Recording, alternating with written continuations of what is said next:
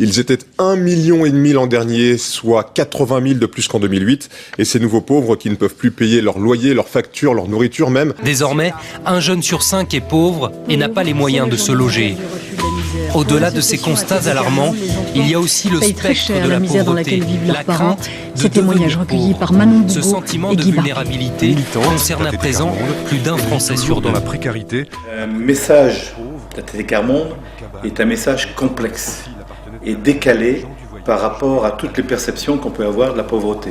Les médias audiovisuels utilisent des technologies, des codes qu'il faut connaître, sinon on est ou piégé, ou déformé, ou trahi. C'est de l'apprentissage, ce sont des techniques, ce sont des codes.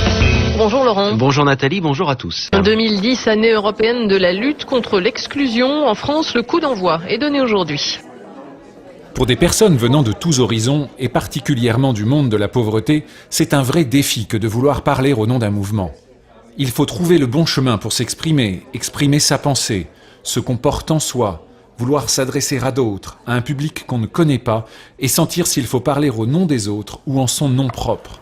Ce qu'on veut dire du message du mouvement, ce qu'on veut dire, à qui on veut le dire, à qui on parle. Donc ça c'est un point important. Comment on va le dire. Et puis, Les 3 jours sont construits d'une part pour permettre à chacun de savoir ce qu'il veut dire, c'est-à-dire de travailler sur le message. Voilà sur quoi moi je suis porteur en tant que membre du mouvement ATD Quart Monde. Je suis porteur d'un message et je veux le révéler. Et puis, une fois qu'on sait ce qu'on a à dire, après il faut apprendre à le dire.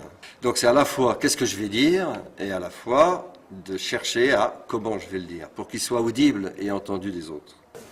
Est-ce que je parle à mon nom personnel ou est-ce que je parle au nom du mouvement?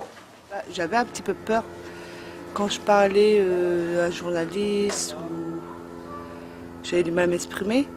Donc là, bon, j'ai su qu'il fallait enlever sa peur, donc savoir pas avoir honte comme j'avais. Les formations du mouvement ATD Quart Monde se pensent toujours à partir de ces 3 grandes composantes.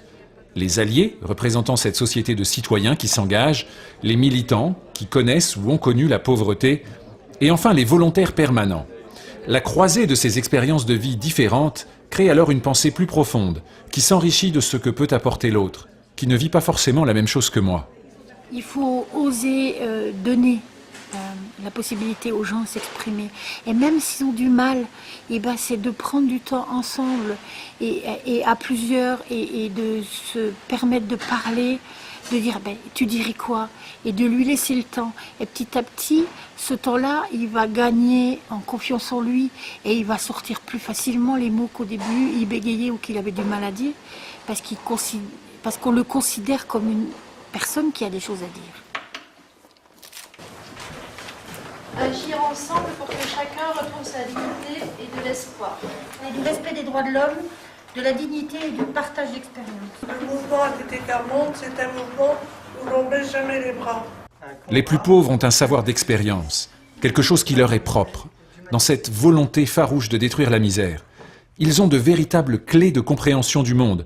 Si on les croise avec d'autres savoirs ou expériences, ils peuvent alors devenir de réels acteurs dans la lutte contre la pauvreté. Donc vous voyez, on est parti de nous là, de nos tripes, et on a une responsabilité en tant que membre du mouvement ATD Quart Monde de ne pas demander c'est quoi la position du mouvement, c'est quoi le message du mouvement. Le mouvement c'est nous. C'est-à-dire qu'on cherche à ce que des personnes qui connaissent ou qui ont connu la grande pauvreté et qui disent ce mouvement c'est le nôtre, ce mouvement j'en suis militant, elles s'expriment. Et ça veut dire qu'elle s'exprime en parlant du combat collectif, de l'espérance collective, de l'ambition collective qu'on a ensemble. Et il faut les conforter dans ce rôle-là et en même temps les protéger d'une tendance permanente des médias à les ramener à leur situation individuelle. Ils sont 6 à vivre dans ce 18 mètres carrés. Une pièce qui leur sert de salle à manger, de salle de jeu, mais aussi de chambre à coucher. Et tous les soirs, c'est le même rituel. Je trouve que la journaliste n'a pas fait assez parler les enfants. Parce que c'était sur les droits des enfants, elle aurait dû au moins interroger les enfants. Ces temps de rencontre sont des moments propices pour se confronter aux réalités des médias. Évaluer un reportage télé et partager son analyse avec de vrais journalistes invités pour l'occasion est une chance unique d'avancer. On devient acteur et spectateur à la fois.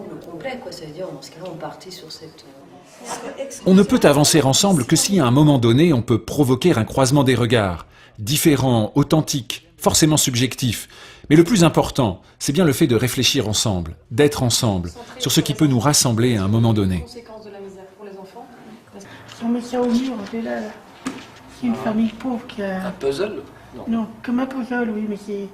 Les journalistes ne sont pas les maîtres, ils ne viennent pas dispenser un savoir, mais ils sont avec ce qu'ils sont, leur métier, leur fragilité, leur questionnement. Ils sont aussi des personnes qui viennent apprendre. Quand on est avec des personnes aussi fragiles, sur lesquelles le point de quelle image on donne, quelle estime de soi on a, quel est le regard des autres, c'est ça qui fait un peu la spécificité de ce qu'on vit là ces jours-ci, de bien prendre conscience de ça.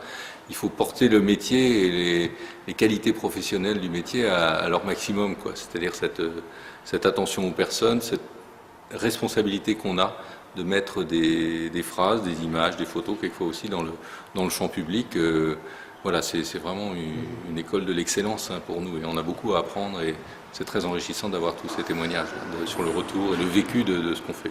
Il y a un niveau personnel et puis après il y a le niveau engagement ou voilà, je veux dire, après, moi, quand je viens en tant que membre du mouvement ATD Quart Monde, je vais clairement dire que je m'appelle Marie-France Zimmer et je viens au nom du mouvement Quart Monde. Après, quand on m'interroge sur ma vie personnelle, j'ai pas forcément envie de dire mon nom de famille. Les journalistes, ils sont beaucoup plus intéressés à notre lutte qu'on a sur la misère qu'on peut le penser. Parce que moi, je croyais que les journalistes, en vérité, les interrogeaient et qu'en vérité, s'en foutaient pas mal qu'il y ait de la misère dans le monde, que là, non.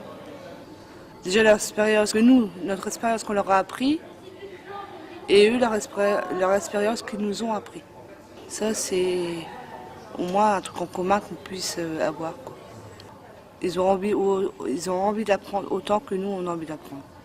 Ne vous dites pas que le journaliste, il est à son infuse. Non, pas du tout. C'est vous qui l'interviewe parce que c'est vous qui êtes intéressant pour son papier et qui a besoin de vous pour son article. La rencontre avec un journaliste, c'est une conversation. Le journaliste va vous dire c'est une interview, mais c'est avant tout une conversation et vous êtes d'égal à égal. Voilà, vous êtes à deux. Et donc on peut dire qu'on est au fond sur la même longueur d'onde parce que chacun d'entre nous, on est là à essayer de transmettre et de voir comment on peut transmettre le message de la façon la plus juste. Les journalistes, ils jouent ce rôle de passerelle, donc il faut... voilà, je pense que ça s'apprend, c'est pas quelque chose qui est inné. Alors c'est évident, ce serait très ambitieux de se dire que tous les journalistes devraient vivre des moments comme ça, mais pourquoi pas? Moi je me bats pour que quand on fait des formations, il y ait des militants qui sachent ou qui ne sachent pas, qui aient déjà été confrontés ou pas. Parce que ça c'est de la formation. Peut-être que ça ne va pas leur servir cette année, peut-être que ça ne va pas leur servir encore avant 2, 3, 4, 5 ans. Mais c'est jamais perdu. C'est jamais perdu. À un moment donné, elles vont avoir peut-être l'occasion de prendre la parole effectivement, et elles vont se souvenir de certaines choses, peut-être pas de tout, mais de choses très importantes.